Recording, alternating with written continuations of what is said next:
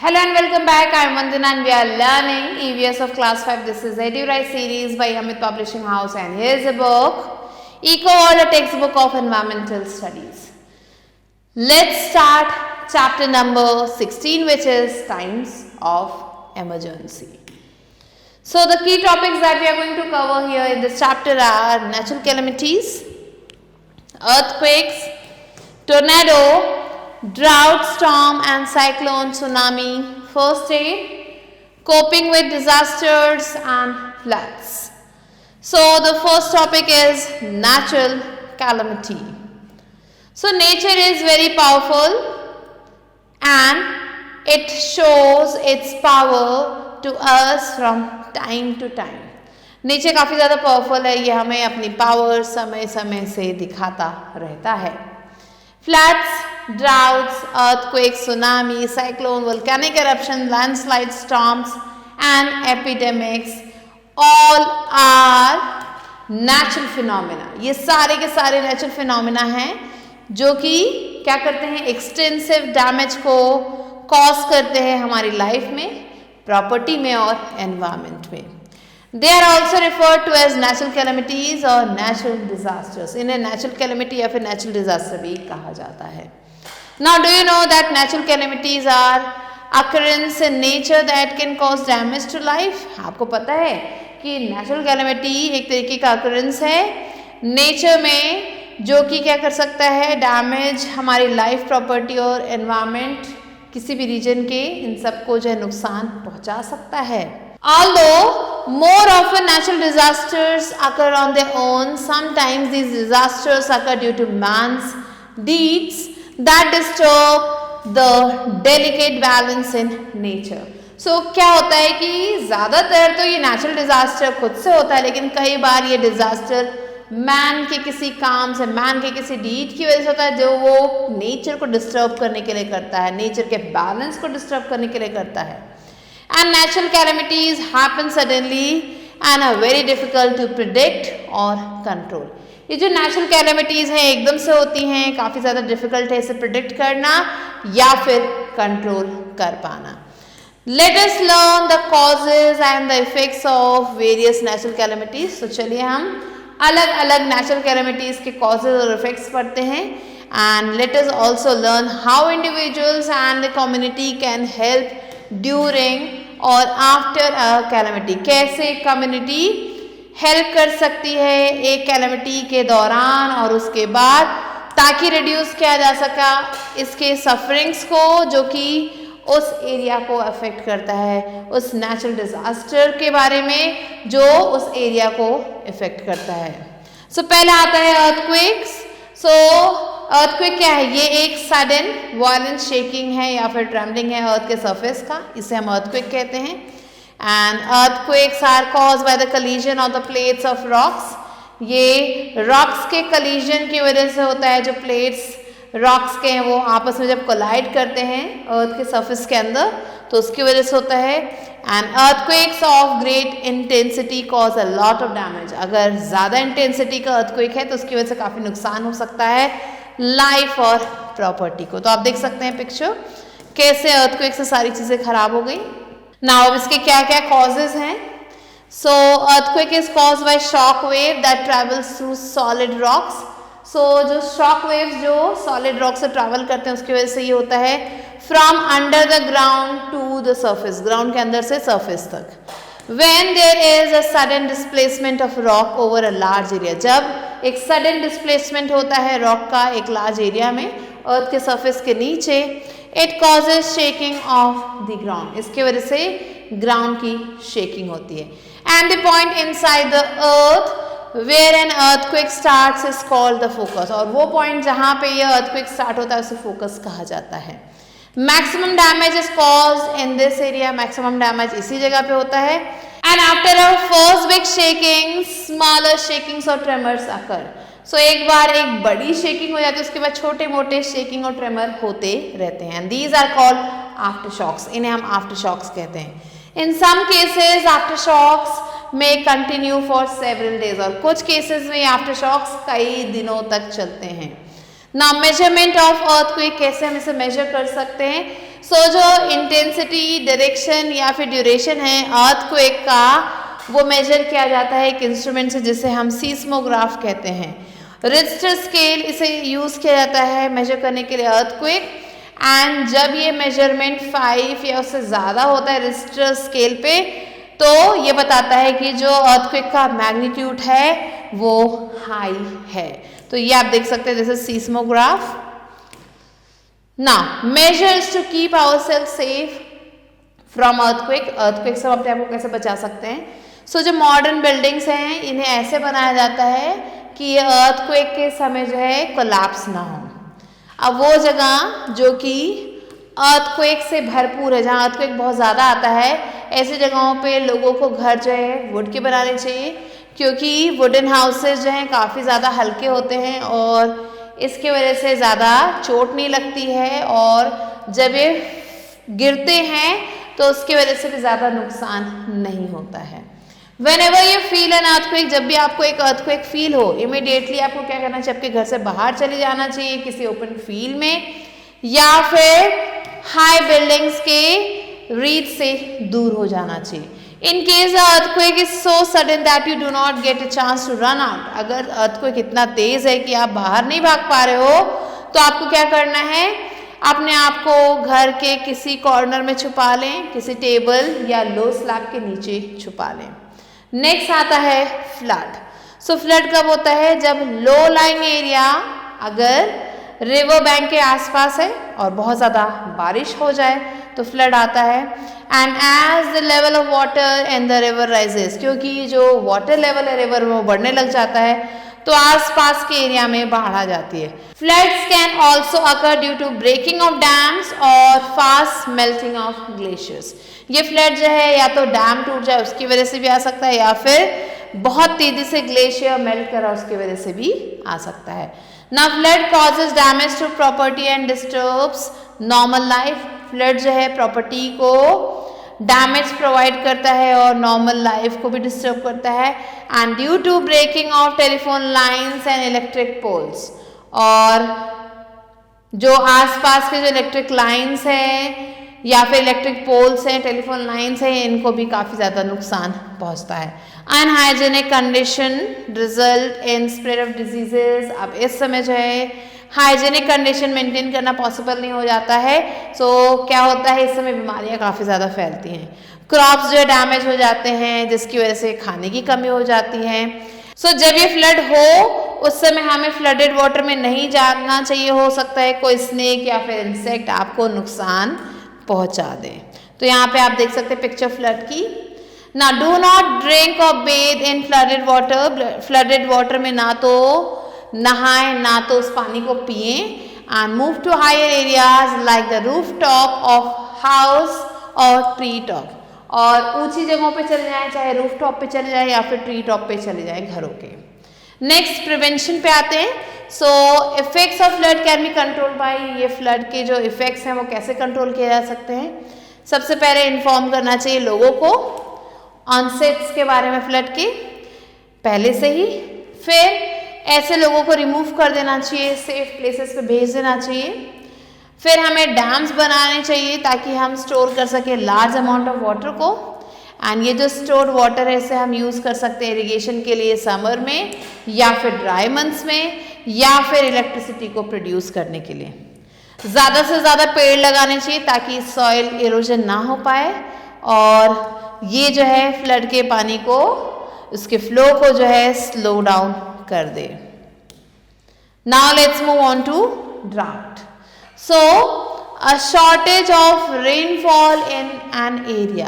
कई बार क्या होता है, कई जगहों पे पानी की कमी हो जाती है, और कैसे होती है, वहाँ पे बारिश हुई नहीं हुई। So in the absence of rain there is not enough water for everyone.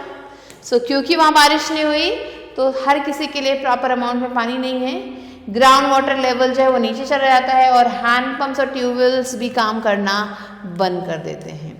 Lakes और रिवर्स सूख जाते हैं। एंड इन शहरों में क्या होता है, टैप वाटर की कमी हो जाती है। There is not enough water for crops, bathing और इवन ड्रिंकिंग पर्पसेस। सो ऐसी जगहों पे पानी की कमी हो जाती है, ना ही जो है क्रॉप्स को पानी मिल पाता है, ना ही नहाने के लिए, ना ही पीने के लिए पानी मिल पाता है। Droughts can cause a major shortage of water and food. अब ड्राउट की वजह से पानी की काफ़ी ज़्यादा कमी हो जाती है, फूड की काफ़ी ज़्यादा कमी हो जाती है। And when such a situation occurs it is known as a famine. और जब ऐसी कोई सिचुएशन आती है उसे हम फेमाइन कहते हैं। Now do you know the government and other agencies try to store rain water through rain water harvesting. क्या आपको पता है कि रेन वाटर हार्वेस्टिंग के थ्रू गवर्नमेंट और दूसरी एजेंसीज जो है रेन वाटर को स्टोर करने की कोशिश करती हैं। And in this method rain water is stored and can be used when there is scarcity of water और ड्राउट। सो ऐसी सिचुएशन में इस रेन वाटर को यूज किया जाता है। Now let's learn about the prevention and control. So इसे हम कैसे कंट्रोल कर सकते हैं? ज्यादा से ज्यादा पेड़ लगा के, planting trees to bring about rain.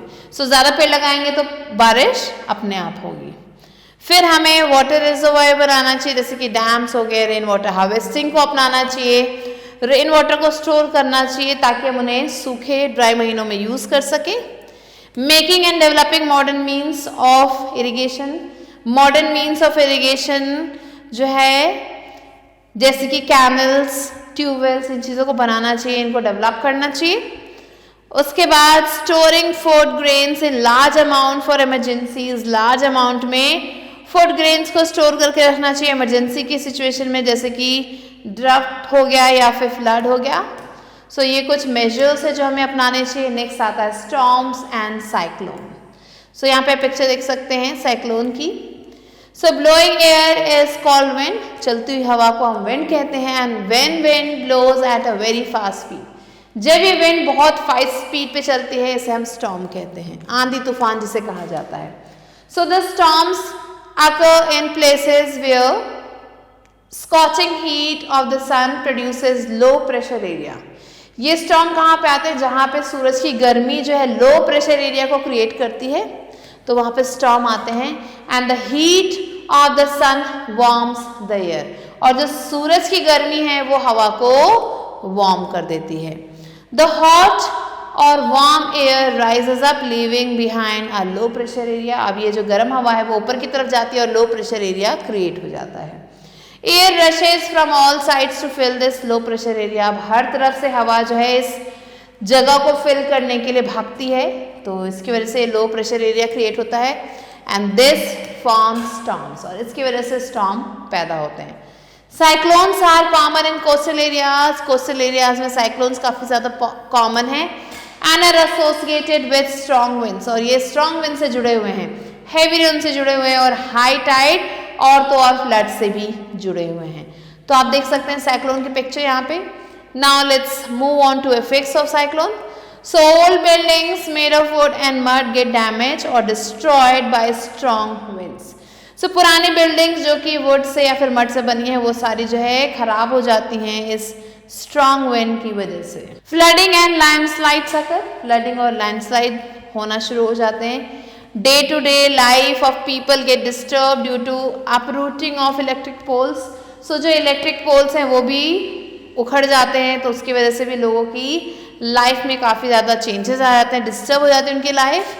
And diseases जैसे कि टाइफॉइड, जॉन्डिस और मलेरिया ये जो है कंटेमिनेटेड वाटर की वजह से स्प्रेड होने लगते हैं। Next is tornado.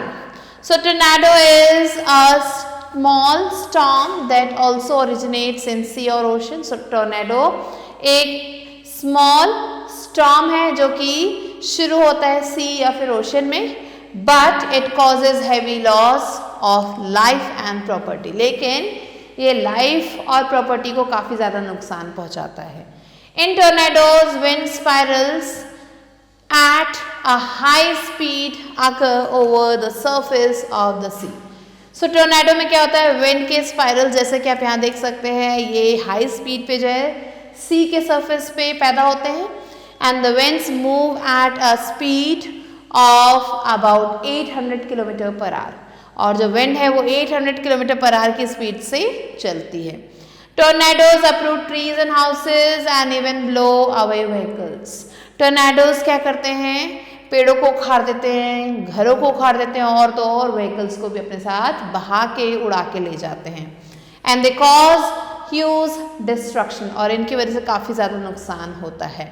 Now measures taken to be safe, क्या क्या मेजर्स लेने चाहिए हमें सेफ होने के लिए? So to lessen the effect of cyclone, cyclone के इफेक्ट को कम करने के लिए स्ट्रॉन्ग घर बनाने चाहिए। To be build with to withstand the heavy blow of wind and water during the storm or a cyclone, and enough food should be stored in godowns, godown में काफ़ी अमाउंट में फूड को store करना चाहिए ताकि इससे हम ऐसे समय पे फूड के शॉर्टेज के समय यूज़ कर सकें। फिर आता है tsunami. Tsunami is a series of giant waves, ये जाइंट वेव्स की एक सीरीज है जो कि सी के अंडर होता है अर्थक्वेक के समय या फिर वोल्केनिक एरप्शन के समय।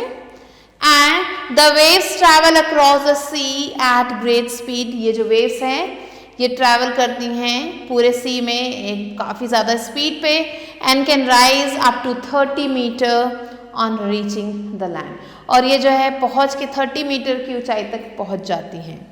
The waves crush anything that comes in the way, तो इसके रास्ते में जो भी कुछ आता है उन सबको ये वेव्स क्रश कर देती हैं, reducing houses and buildings to dirt. And the tsunami on 26 December 2004 affected more than 12 countries. So ये जो सुनामी आया था 26 दिसंबर 2004 में, उसने 12 से ज़्यादा कंट्रीज को नुकसान पहुंचाया था। किलिंग लैक्स ऑफ पीपल, काफ़ी सारे लोगों को मारा था। And if a tsunami occurs move towards higher areas, अगर सुनामी आती है तो हमें हायर एरियाज में जाना चाहिए, अवे फ्रॉम सी से दूर जाना चाहिए। And listen to the radio और टीवी फॉर रिपोर्ट, और रेडियो और टीवी को सुनते रहना चाहिए रिपोर्ट के लिए। Now coping with disasters, so when faced with a natural or a man made disaster, जब हम किसी नेचुरल या फिर मैन मेड डिजास्टर का सामना करते हैं, we should stay calm and not panic, हमें काम रहना चाहिए, हमें पैनिक नहीं करना चाहिए। During disaster some professionals like doctors, policemen and firemen come forward to help the victim. So जब ये डिजास्टर्स चलते हैं तो उस समय ये जो लोग हैं, ये जो प्रोफेशनल्स हैं, ये लोगों की मदद के लिए आगे आते हैं। We should note down the phone numbers of our local doctors, हमारे पास हमारे जो लोकल डॉक्टर्स है, फायर ब्रिगेड है, एम्बुलेंस, हॉस्पिटल और पुलिस स्टेशन है, उनके नंबर्स नोट डाउन रखने चाहिए अपनी नोटबुक में इमरजेंसी हेल्प के लिए। We should call them and ask for help as soon as we sense the danger, हमें इन्हें कॉल करके अपनी मदद के बुलाना चाहिए अगर हमें किसी भी डेंजर का अनुभव हो। We should remember that timely help saves plenty of lives, हमें इस बात का ध्यान रखना चाहिए कि अगर टाइमली हेल्प मिल जाए तो बहुत सारे लोगों की ज़िंदगी बच सकती है। तो आप देख सकते हैं helping in coping with disaster. So the armed forces play a major role during natural calamities like earthquakes, cyclones and flood. So जब ये नेचुरल डिजास्टर्स आते हैं, नेचुरल कैलेमिटीज आती है, तो उस समय आर्म्ड फोर्स जो है ये काफ़ी बड़ा रोल प्ले करते हैं। They bring food, water, clothes and medicines in helicopters, ये लोग जो है फूड, वाटर, क्लोथ्स और मेडिसिन्स को हेलीकॉप्टर्स में लाते हैं। As the affected areas sometimes become inaccessible by road, rail or water. There are some non-governmental organizations, कुछ NGOs हैं पूरी वर्ल्ड में जो कि क्या करते हैं, इन विक्टिम्स को जो है हेल्प प्रोवाइड करती हैं जो कि इस नेचुरल डिजास्टर का शिकार हो जाते हैं। The United Nations also take a major part in the relief process, और यूनाइटेड नेशंस इसका भी एक बहुत बड़ा पार्ट है इस रिलीफ प्रोसेस में। Some wings of the United Nations like UNICEF, जिसे हम United Nations Children's Emergency Fund कहते हैं, WHO जो कि वर्ल्ड हेल्थ ऑर्गेनाइजेशन है, यूनेस्को जिसे हम United Nations Educational, Scientific and Cultural Organization कहते हैं, ये सारे जो है डिजास्टर अफेक्टेड पीपल की वर्ल्ड वाइड हेल्प करते हैं। The Red Cross Society is another voluntary organization that helps affected people and save their lives. So ये जो Red Cross Society है ये भी ऐसे लोगों की मदद करती है। And it has many branches all over the world. इसके बहुत सारे branches है पूरी दुनिया में। The police help maintain law and order in a disaster affected area to prevent looting by hooligans and anti-socials. Police क्या करती है ऐसी जगहों में लॉ और ऑर्डर को मेंटेन करने के लिए जो है काम करती है.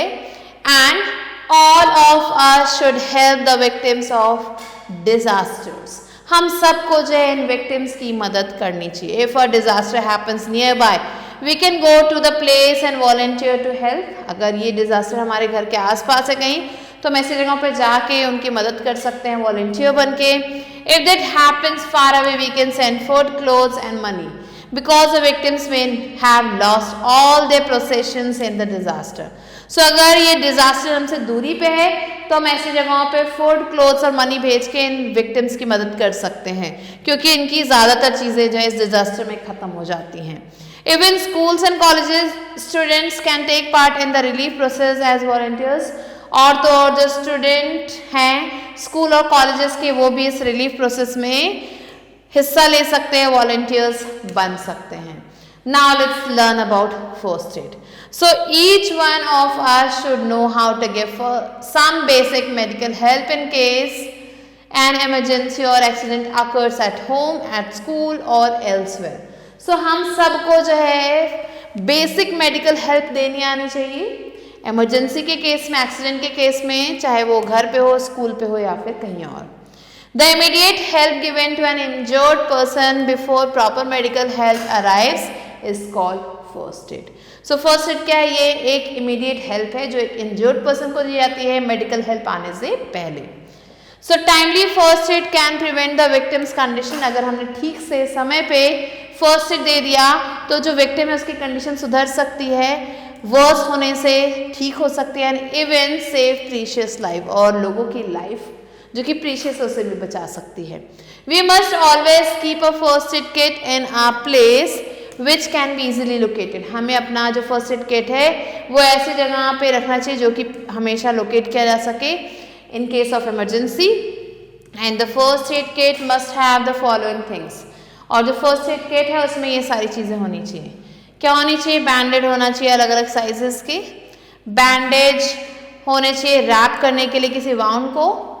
इसके अलावा जो है एंटीसेप्टिक क्रीम होनी चाहिए, बर्नॉल होना चाहिए, Dettol, cotton, small scissors, medicine for vomiting, fever etcetera, glucose etcetera.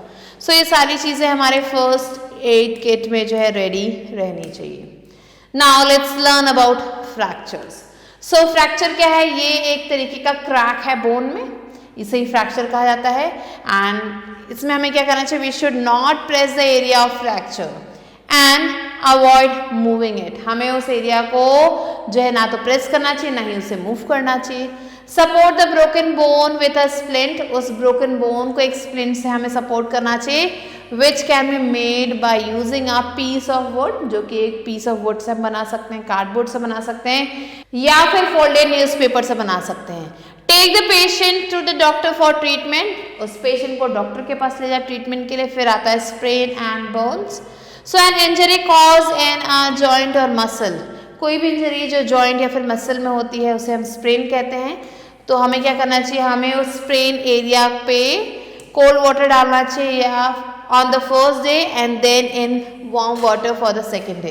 सो पहले दिन कोल्ड वाटर डालें, फिर दूसरे दिन वार्म वाटर डालें. And if the pain is unbearable, और अगर वो पेन जो है अनबेरेबल है, सहन नहीं हो पा रहा है, तो पेशेंट को तुरंत डॉक्टर के पास ले जाएं. In case of a burn, अगर जल जाए कहीं पे तो ऐसे में उस एरिया को ठंडे रनिंग वाटर के नीचे जो है छोड़ देना चाहिए 15 से 20 मिनट के लिए. And we should cover the burn with a clean cloth to keep away germs. और उस बर्न को एक साफ कपड़े से ढक देना चाहिए ताकि जर्म्स दूर रह सकें. Blisters should not be broken और टच्ड. अगर ब्लिस्टर्स आते हैं, छाले पड़ते हैं, तो उसे ना तो ब्रोक करना चाहिए ना ही टच करना चाहिए. Next, bleeding from the nose. So bleeding from the nose is quite common during the summers. Summers में नाक से bleeding होना काफी ज्यादा common है. Make the victim sit with his head bent forward and pinch his nostrils for a few minutes. So ऐसे case में हमें victim को जो है थोड़ी देर के लिए उसके सिर को आगे की तरफ बेंड करके बैठाना चाहिए और उसके नोज को पिंच करना चाहिए, नॉस्ट्रल्स को पिंच करना चाहिए थोड़ी देर के लिए। Ask the victim to breathe through the mouth. इस समय विक्टिम को बोलना है कि वो माउथ से सांस ले। And if the bleeding does not stop, अगर ब्लीडिंग नहीं रुकती है तो हमें उस पेशेंट को डॉक्टर के पास ले जाना चाहिए। So this was the chapter. Now let's move on to exercises. A exercise is take the correct option. First one is an event which causes great harm or damage is called a calamity, incident, accident. Correct answer is calamity. Next, second, shaking or trembling of the earth's surface is called cyclone, landslide, earthquake. Correct answer is earthquake. Now B exercises and circle the odd ones. First one is earthquake, train accident, cyclone. So train accident. Second, radio, newspaper, textbook. Next, third one, Richter scale, seismography, active volcano. So active volcano. Now let's move on to C exercise, which is fill in the blanks. The first one is more often natural calamities occur on their own. Second, flood occur in the low-lying areas near the banks of river due to heavy rains. Third one, blowing air is called wind. Fourth, a cyclone is a natural disaster. Now let's move on to the exercise, which is match the following. Earthquake is measured on Richter scale. Floods, excess rainfall. WHO, World Health Organization, first aid box, antiseptic cream, medicines, etc. Sprain, joint and muscles. Now, E exercise, write T for true and F for false statements. The first one is earthquake occurs because of deforestation. False. Second, we should not drink or bathe in flooded water. True. Second, in severe drought, people die due to shortage of food. True. Next, fourth one, disease breaks out after natural calamities like flood. True. And the fifth one is a tsunami takes place under the sea. This is true. So these are the answers. Now let's move on to F exercise, which is answer the following questions. The first question is, what are natural calamities? So natural calamities are the naturally occurring events that causes a lot of destruction for life and property. Next, question number 2, what causes a tsunami to occur? So tsunami is the sudden displacement of large volume of water from sea or ocean, and it is also caused by the underwater earthquake. Next, question number 3, what happens in the area during a drought? So in the areas during a drought, there is shortage of food and water, the soil becomes dry and the crops damage and even humans and animals die. Now question number 4, what help can you give to the victims during a calamity?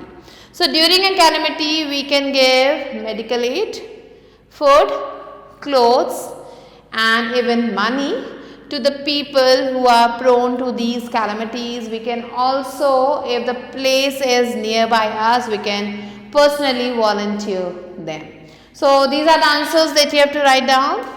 And this was all for today. I will be meeting you soon with a new video and a new chapter. Till then, stay tuned and thanks for watching.